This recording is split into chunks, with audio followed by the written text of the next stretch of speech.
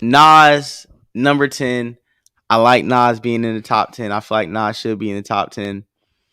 From 94 to 98 is some of the best Nas work. Nas put out like 3 albums at this time.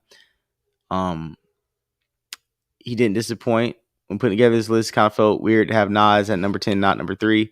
Top 5, after all, Queensbridge Prodigy, who dropped Code Shifting Illmatic, which saw a crowned master, lyricist, and storyteller, followed up with 3 times platinum. It was written. It dropped some of the best guest verses throughout the 90s, but truth is, Nas' greatness spread out over longer periods rather than just being jam-packed. In a few years, like a DMX or Eminem, that being said, Nas' output between 94 and 98, along with his features, is enough to vault him into the best rappers of all time. I'll agree. Number 9, Kanye West. Man, Kanye West 2007 to 2011. Kanye West the best rapper ever. Graduation, 808's Heartbreaks, My Twisted Dark Fantasy. Everything this man ever dropped was a classic, bro. Looking at it, at the start of Kanye's 5-year run, he was making the ode to his big brother. By the end of it, he was collaborating on a full album with Jay-Z. For the rapper who grew up admiring Hove and watching him afar during the 1999 Hard Knock Live tour, the Watch the Throne must have been hard to imagine. With each release during his epic run, Kanye shifted the culture, pushed hip-hop music to its very edges. Graduation was so ahead of its time that it dictated music trends for the next few years. Without 808 Heartbreak, you probably don't get Drake and a number of other rappers today. My Beautiful Dark Twisted Fantasy, it's the best hip-hop album of the 2010s. This man, Kanye is the best artist to ever walk the face of the earth, bro. I don't know. No, I haven't. Kanye never dropped no bullshit, bro. I never put in a Kanye West album that did not play from start to finish. I like him. I like him at 9 on the list. Jay-Z, 99 and 2003. I don't have a problem with that. I don't got a problem with that too, but I don't got a problem with that. I know. I don't have a problem with that at all. Volume 3, Life and Times, Sean Carter, The Dynasty, Rock Familia, The Blueprint, Best of Both Worlds, Blueprint 2, Gift and Curse, the Black Album. Jay-Z's run from 99 to 2003 is about as perfect as one could have planned it. Once Volume 2, Hard Knock Life, hit, it became his best-selling rap album of his career. Hove ruled the rap game, dropping consistent multi-platinum number ones and staying on a few new tracks and dropping on the scene and stealing features. During his 5-year run, Rockefeller Boss released 2 undisputed classic albums, both of which would be considered top 5 in his catalog, all before announcing his fake-ass retirement just in time to hand the torch over to 50 Cent. Okay, number 7, Lil Wayne. Now I'm confused. Because who is in your top 6? Lil Wayne. Lil Wayne got one of the best rap runs ever. To be honest, I think Lil Wayne really should be higher. Did Wayne fall off? I don't never. No, Wayne didn't fall off to me. Wayne just went to jail when he came out. Like, I don't think he ever. Even then, he was still high. I did feel like Wayne just kind of like not even. Can I be honest? Wayne went to jail honestly at the worst time because he got locked up right when the game was transitioning. He got locked up during the during the blog internet era, and it was a blog internet era in Drake, and he came out to that, and he was still hot. And honestly, people we like to say 2011, Wayne really fell off when Birdman was holding back Carter 5. There you go. I forgot about that. Because remember when Believe Me came out, that was supposed to be like the first single from Carter 5. And Wayne 2014, Wayne was still Wayne. Remember they did the Wayne versus Drake tour. And everybody was like, Wayne is still better than Drake. Yeah. And when did Drake's run start on that list? 2015. Once Wayne finally got shelved by Birdman, Drake finally was able to take that number 1 spot for real.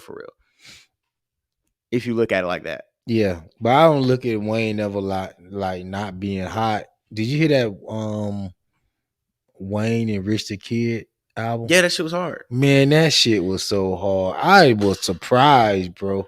You know why you be surprised? Because Wayne's still rapping like it's 2007, and it's like, it's not. But I didn't think him and Rich the Kid made a good match like that. I'm like, what the hell are they finna do? I was like, yo. Yeah, like, man. That's like one of my favorite Wayne projects. Yeah, so honestly, like I said, Wayne dropping the Carter 2, the suffix, the dedication, like father like son, dedication 2, drought 3, Carter 3, dedication 3. Earlier on, we spoke about Future's legendary mixtape run when he dropped 3 classics in just under 6 months. As incredible as Future was, Lil Wayne's mixtape run is undisputably the greatest of all time.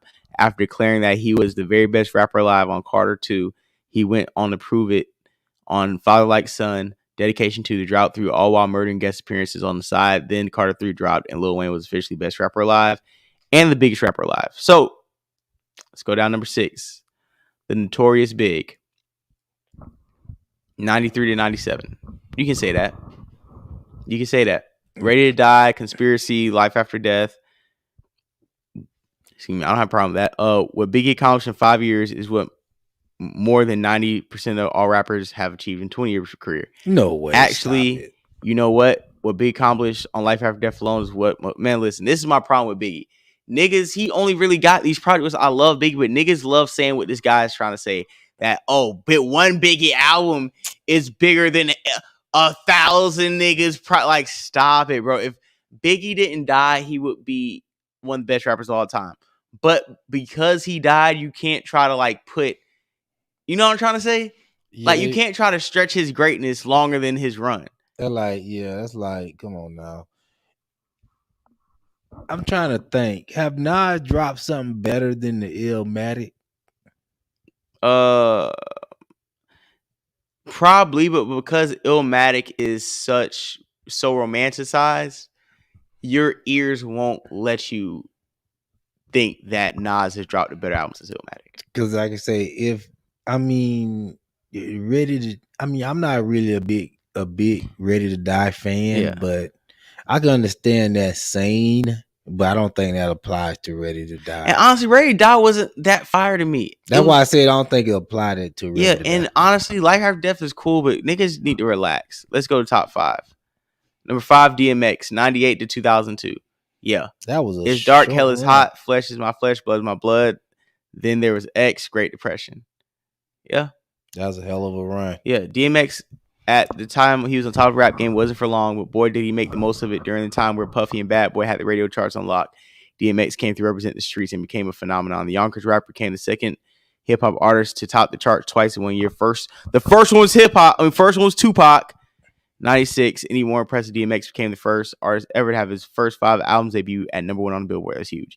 Number 4, 50 Cent. Yeah, all classics from... Yeah, I like 50. I like 50 on this list. Guess Who's Back, 50 Cent's Future, No Mercy, No Fear, God's Plan, Get Rich or Die Trying, Beg for Mercy, The Massacre. I don't have a problem with 50 Cent being right here. I wouldn't say Ready to Die better than Get Rich or Die Trying. No, I think Get Rich or Die Trying might be better Ready to Die. That's what I'm saying. Yeah. I don't think we're ever going to see another rapper again who's able to capitalize off his position as much as 50 Cent did. And is in a short time after making a name for himself in the streets and the industry by a handful of classic mixtapes, 50 quickly captured the attention of Eminem, Dr. Dre. Once Against Rich or Die Trying dropped February 6, 2003 for any other rapper out there.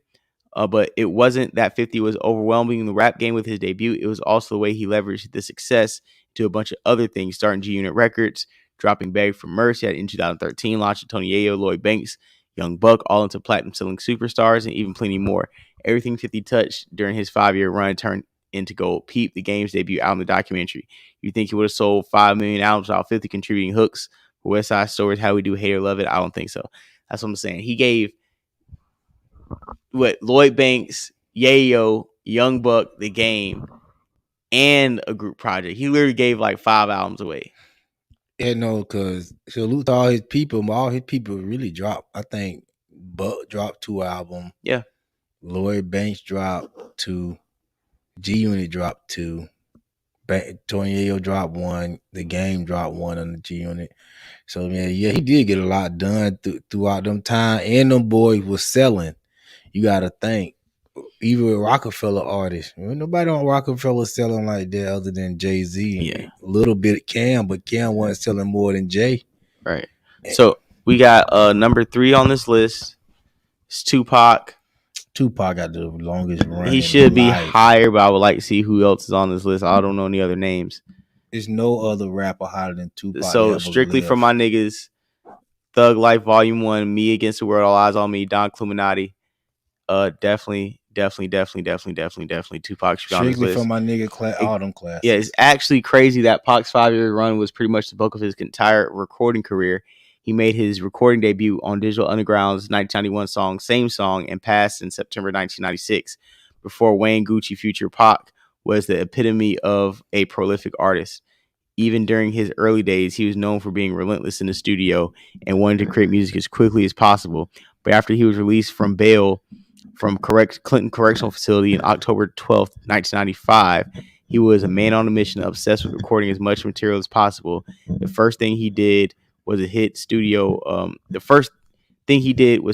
and record Ambitious as a Rider, I Ain't Mad at You on the same night. After that, it was a rap. All Eyes on Me became the biggest album in 1996, and Pac was on the unstoppable force, turning Death Row Records into an even bigger rap juggernaut. Now, I will say this. Like, Tupac died at his absolute peak. All Eyes on Me is better than it haven't been a rap album to drop that's been better than All Eyes on Me. I feel that. And no, it hasn't been a harder album since Don Illuminati.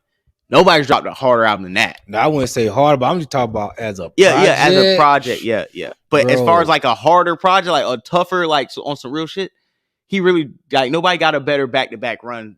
And that was really a triple album run. Number 2, these niggas wish they could. We gonna piss everybody off with number 2. Oh, there you go to Great White Hope. Eminem at number 2 is crazy.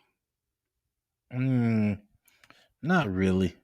I mean, he's the only white boy that's really worthy of being in any type of hip hop conversation. No, and I feel like he should be on the list, and he should actually be in the top 10. I just won't put Eminem at number 2. Like, I'm not gonna put Eminem over Tupac, Biggie, and 50, DMX. I can't put you over those names. I could put you in Wayne. I could put you probably Jay-Z. We got you over Kanye. You're around there. I'll say you're in the same neighborhood. I just wouldn't put you number 2. So I'm not gonna sit here and say Eminem shouldn't be on the list. Eminem, no. I won't put him at number 2, but he did have one of the best runs in hip hop history. And then the good thing about Eminem, he reminds you of how great Drake is, because even he had a hot run, right? But even he had to stop and cool down and come back. Eminem stopped probably like 7-8 years. This not rapping. Nigga said some Hispanic gonna be number 1. They're gonna put Fat Joe or Big Pun number 1. Okay, so number 1 spot, drum roll. Icecube. That's a surprise. I was not expecting that. Icecube. Wow. Straight Outta Compton, NWA, America's Most Wanted, Kill at Will, Death Certificate, Predator. Wow. Let's read Icecube. To be honest, you could take any of the top 5 rappers on this list and slide them in the top spot, and it would make sense. But for my money, Icecube has a strong claim for having the greatest 5-year run of all time. Rap fans these days don't really understand the true greatness of Icecube. Just peep his position on a lot of GOAT lists. I think the younger hip hop heads know he's a West Coast legend and one of the most influential icons ever, but they don't know he's truly a one-of-a-kind rapper. Icecube managed to drop 4 certified classics, Straight Outta Compton, America's Most Wanted, Death Certificate, The Predator, and a classic EP, Kill at Will, which also was the first rap EP to go platinum, all within 5 years. Granted, The Predator may not be on the same level as Cube's first album, but When Will They Shoot Wicked, It Was a Good Day, Check Yourself, Say Hi to the Bad Guy, Come On. Bottom line is Cube managed to achieve what Cube managed to achieve between 1988 and 1992 had never been done again in history of rap music, and the albums he put out during those 5 years alone are enough to warrant him placement as the very top of the greatest rappers all-time runs list. All of them niggas wanted to be Ice Cube, I will say that. But, you know, I've never was an Ice Cube foul type of guy. But, yeah, he got the numbers to back him up. You say the Predator 2-time platinum, that was his biggest joint. Yeah, salute the king from Cali. Yeah, Cali won that shit. Ice Cube, yeah. Personally, I don't have a problem with Ice Cube being on that list. I have zero problem with Ice Cube being number 1 on that list because I still gonna listen to those albums to this day. And honestly, it's funny that he said the Predator may not be up there with the rest of them. Predator, that's the highest selling one. But that should let you know how hard those other albums were. If you go back and listen to them, because the Bomb Squad, the same, Chuck D's producers, they produced, I think, Ice Cube's first 2 albums. So think about it, you going from Dr. Dre production to Chuck D and Public Enemy production with those rapping skills around that same time. Ooh, it's like you mixed the gangster rap with the conscious pro-black beats. Doing. I gotta go back and listen to that old icecube. You really appreciate it. It's really nice. I just don't really. I do got time. Yeah, Ice Cube created Easy E. That's what I'm saying. Like Ice Cube. Well, icecube his writing credits. Yeah, like Ice Cube really should get the props that he deserves. That's man. who Ice Cube was Farrakhan on wax. But remember, Dr. Khalid Muhammad did call him out, but that verse he had on the Diary album with Scarface was fire. Mm-hmm. And black people don't be acting like y'all like Ice Cube, because when he went down there to talk to Trump, y'all was come on, man, really throw the man away. Man. We're not getting into the politics tonight. This is not a black show, J Doug. Not tonight. This is not a black show tonight. This is the beats was banging. This is a Caucasian platform tonight. No, but Eminem went number 2. So salute the Ice Cube though. I'm not a big Ice Cube file type of guy, but only people that I'm really up on their files is Pop from like that era. Tupac. Yeah, I'm telling you, bro. But honestly, you should go back and listen to a lot. My dad never listened to Ice Cube. If my dad was listening to Ice Cube, I probably would have been on Ice Cube. My dad used to be listening to like DMX, Ja Rule, Tupac.